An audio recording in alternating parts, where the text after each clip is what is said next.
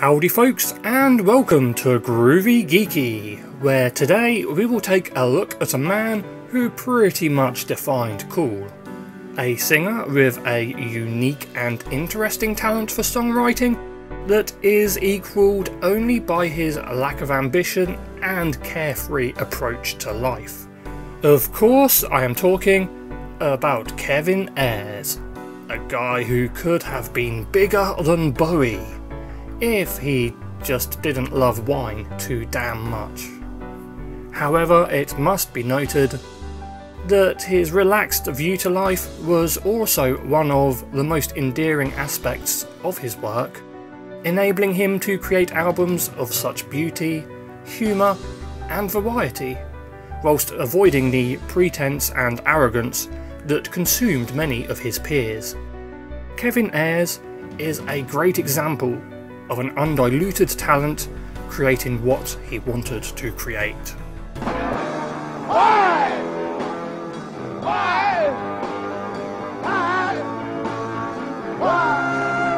We sleeping.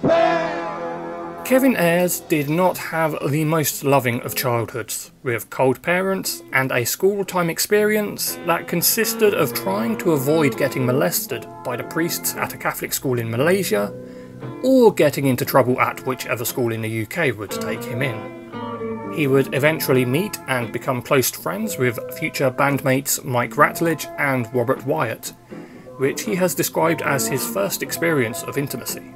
Ayers would virtually live the life of a drifter, just following wherever life took him with little resistance, developing a love of wine, a love of drugs, and a love of love. The relaxed nature of Ayers was not something exclusive to him in the music industry, however. He is perhaps the brightest star of a bizarre subgenre of laid-back progressive rock which stems from the English city of Canterbury, and it has produced cult bands such as Caravan and Hatfield and the North, as well as hugely influential pioneering acts like Gong, Mike Oldfield and The Soft Machine. The origins of this subgenre can be traced back to when David Allen, don't worry, I will make a video about him at some point in the future, stayed at a guest house belonging to Robert Wyatt's parents and becoming something of a creative influence to those around him. Wyatt would form the band The Wildflowers with Kevin Ayers on vocals. Wyatt and Ayers would then leave to form The Soft Machine with Ratledge and David Allen, leaving the other members of the Wildflowers to become Caravan, a band who, like Ayers, would always seem on the cusp of making it into the mainstream before stumbling back to where they were.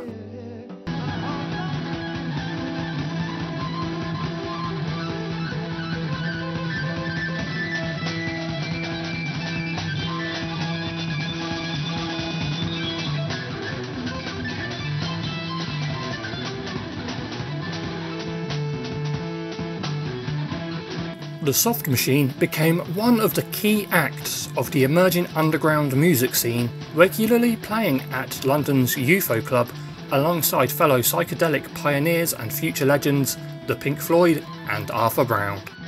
Whereas Pink Floyd took a harsher, almost space rock approach, and Arthur Brown focused on theatrics to create an encompassing experience, the Soft Machine combined loud pop music with freeform jazz to create a sprawling and energetic jam which owes as much to the Dada art movement as it does to any amount of weed or acid that may have been consumed.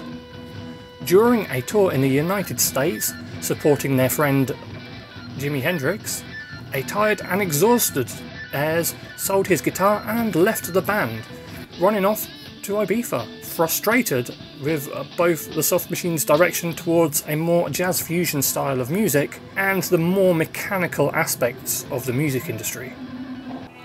Aided by his former bandmates and friends, including Syd Barrett, Ayers would begin work on Joy of a Toy, a much more pop-oriented record with a focus on fun, catchy tunes with interesting and beautiful melodies.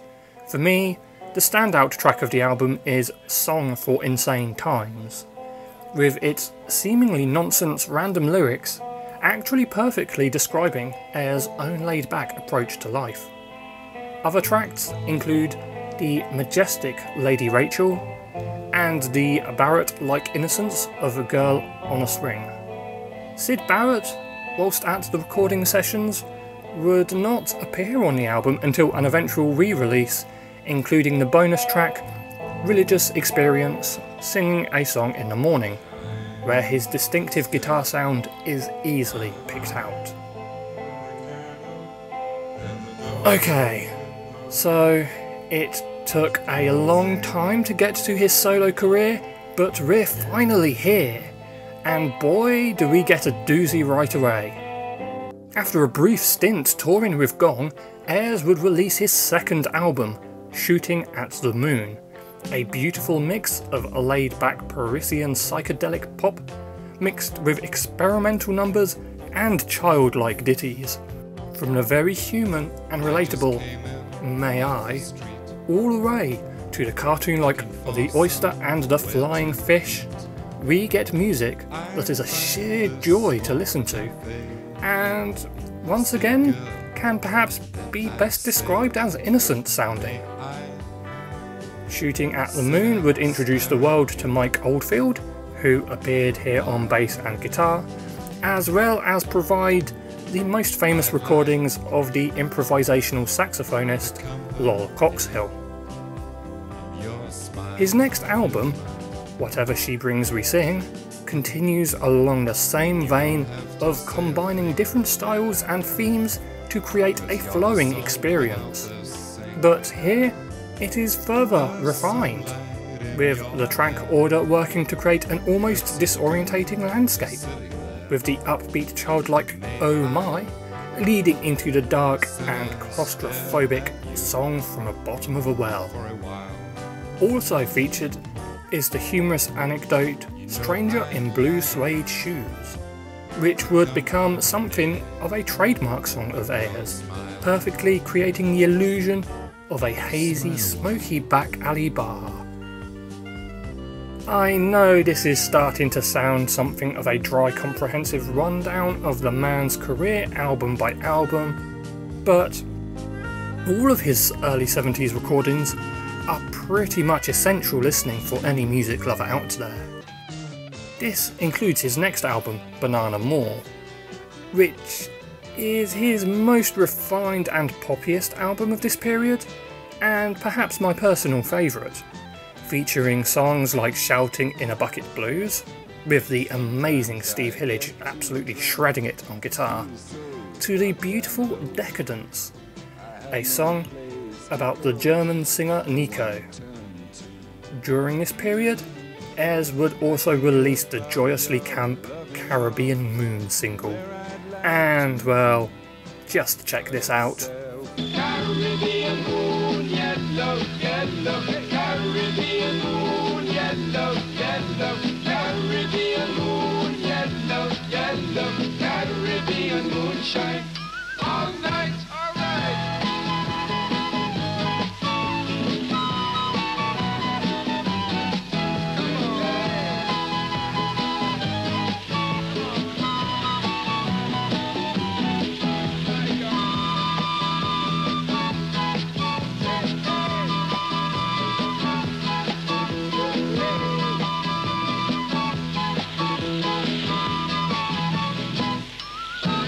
How would Ayers follow up this foray into cheesy pop? With one heck of a brilliant album, The Confessions of Dr. Dream and Other Stories, combining his solid pop chops with a somewhat meandering attention span to create something truly unique, a masterpiece of pop and prog. Pog? Prop?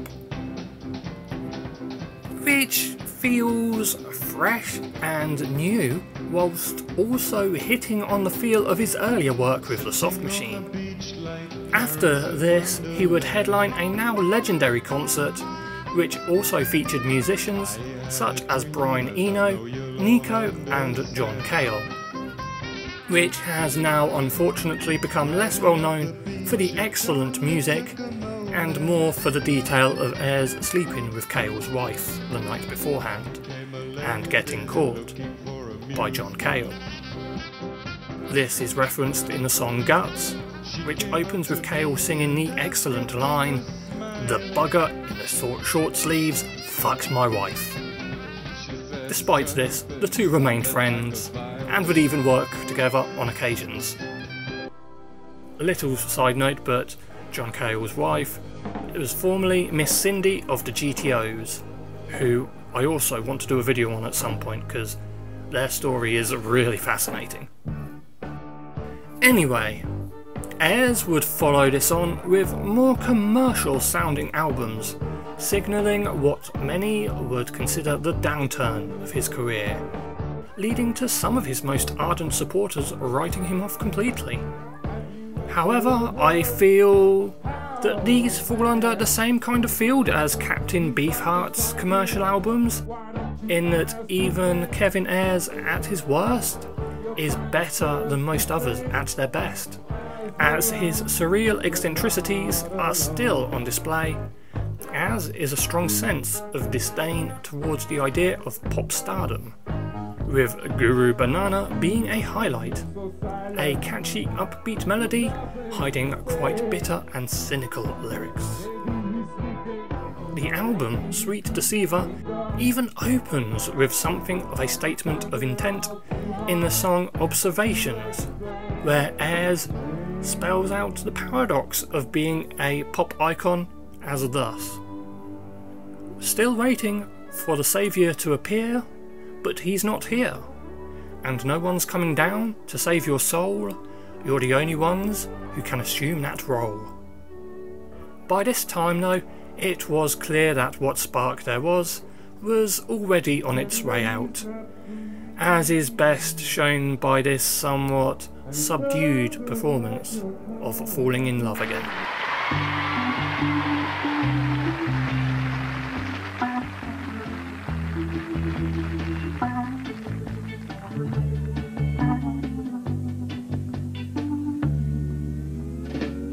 Falling in love again, I never wanted to, but what am I to do? I can't help it. Love's always been my game, play it how I may. I was made that way, I can't help it. Girls flutter to me like moths around a flame, but if they get their wings burned, you know I'm not to blame. His next album, 1978's Rainbow Takeaway, would be pure pop, but almost lacking the creativity and sense of fun that he was known for. Around this time, Ayers would become even more aloof and reclusive, almost hiding from the music industry, trying to live a normal life, relaxing in Spain. However, he would still release more albums, such as That's What You Get Babe and Diamond Jack and the Queen of Pain, which feature a more electronic, almost new rave sound added on top of his usual style of songwriting. These albums are not too well received by fans, with many feeling almost abandoned by the more mainstream sound. However, to be honest, when listened to and appreciated on their own merits, whilst not being compared to his previous work, they do stand out fine on their own as great examples of well-written pop. This period is something that Ayers himself has said in interviews that he struggles to remember, as he had pretty much descended into a full-on decadent life of drink and drugs, shunning responsibility and just getting high with his friend Ollie Halsall, and periodically releasing albums of a variable quality. The tragic death of Halsall shook Ayers up enough to get him to kick his heroin habit, which had consumed his life in the 80s. Shortly afterwards, he released Still Life with Guitar, a more stripped back album, and his best in years, then silence. Apart from periodic live performances, Ayers would almost fade away from the world, drinking wine and recording random ideas onto a tape recorder at home.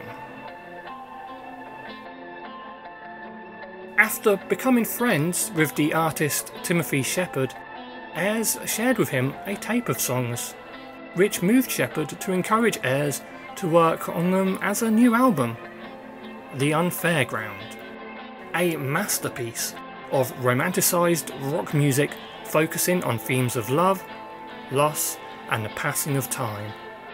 It has all of the eccentricities that you'd want from a Kevin Ayers album, a wide variety of musical styles, and a reflective feel, looking back at a life that he lived as much as he could. Standout tracks include Brainstorm, no, not the Hawkwind song, Cold Shoulder, and Shine a Light.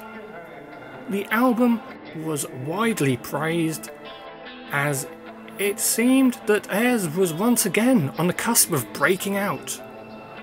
But he broke down, overdosed, and cancelled a UK tour, and that's really it.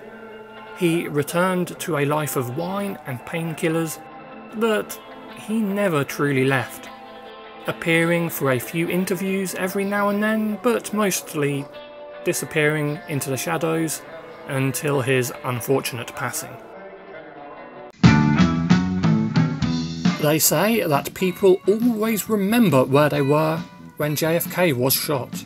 Well, I don't think I will ever forget finding out about Kevin Ayers' passing.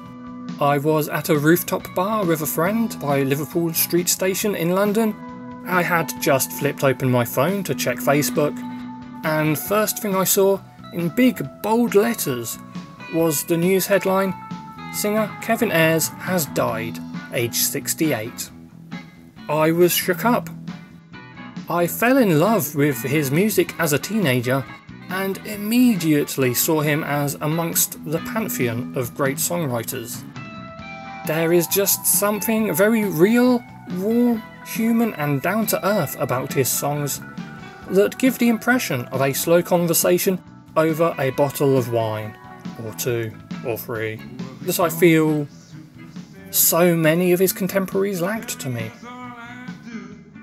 Kevin Ayers was, to me, like the White Knight opposite to the Black Knight of Lou Reed, both splitting from influential bands, both renowned for their famous laid-back singing styles, and both combining traditional rock and roll with an experimental twist. But where Reed would often explore dark subjects and themes even when living a relatively positive life, Ayers, on the other hand, would mostly focus on absurdist allegories and romanticist themes whilst battling his inner demons in private. But I don't want this to end on such a sad note. Despite being what many consider to be something of a wasted talent, Kevin Ayers lived his life how he wanted to. He was one of the founding figures of the psychedelic music scene, and also a key innovator of 70s pop with an unmeasurable influence. This was a man who influenced the influencers. And while he is not a household name like Pink Floyd, David Bowie or Lou Reed, to many musicians and singers, he is rightfully considered among them, if not even surpassing them. And I feel this is an appropriate position for a guy who wanted to do his thing whilst avoiding the bullshit of the music industry. He is loved by those who appreciate music, and ignored by those who only followed what the radio tells them to. He managed to achieve cult stardom, and his music has stayed mostly clear of the machinations of an industry he wanted to avoid. As usual, I hope you enjoyed this episode. It was really nice for me to be able to create something about one of my own personal heroes. If you did enjoy it, maybe leave a like or comment, or subscribe for future episodes of Groovy Geeky. Bye!